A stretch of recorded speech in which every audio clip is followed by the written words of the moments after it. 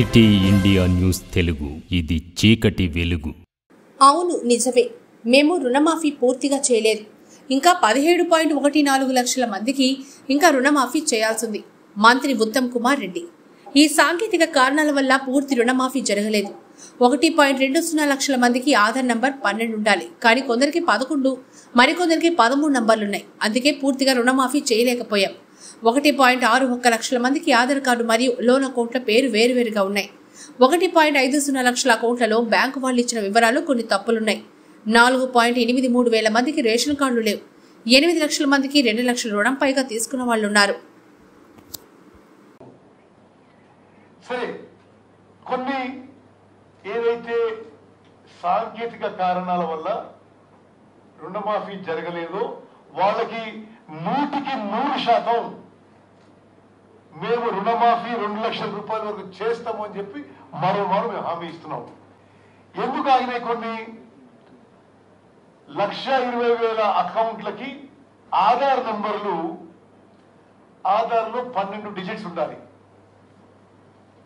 కొన్ని 11, కొన్ని 13 డిజిట్స్ ఉండగా అవి సవరించుకోవడానికి మేము ఒక ప్రక్రియ మొదలుపెట్టినాం. Aadhaar numbers were not correct. ప్రతి మండలంలో మండల వ్యవసాయ అధికారికి ఆదేశాలు ఇచ్చి, ఏ రైతుకైతే రుణమాఫీకి అర్హత ఉండి రాలేదో మీరు వివరాలు తీసుకొని సవరణ చేసి పోర్టల్లో అప్లోడ్ చేస్తే వెంటనే ఆ రైతుకి రుణమాఫీ చేస్తామని చెప్పి కూడా ఆదేశాలు ఇవ్వడం జరిగింది. అదేవిధంగా 161,61,000 కేసుల్లో ఆధార్ కార్డులో లోన్ అకౌంట్ లో పేరు వేరువేరుగా ఉన్నాయి. దానికి రైతుల నుంచి కొంత క్లారిఫికేషన్ ఈ మండల అగ్రికల్చర్ ఆఫీసర్ చేయమని చెప్పడం జరిగింది. వీళ్ళకు కూడా ఆ క్లారిఫికేషన్ తీసుకుని రుణమాఫీ చేస్తాము. అదేవిధంగా 1,00,000 అకౌంట్లలో బ్యాంకు వాళ్ళు ఇచ్చిన వివరాల్లో కొన్ని ఎర్రర్స్ ఉన్నాయి. బ్యాంకు వాళ్ళకి పంపించి మీరు ఇది కరెక్ట్ చేసుకోండి, మళ్ళీ పంపించండి మాకు, ఇది కూడా మేము కరెక్ట్ చేస్తామని చెప్పడం జరిగింది.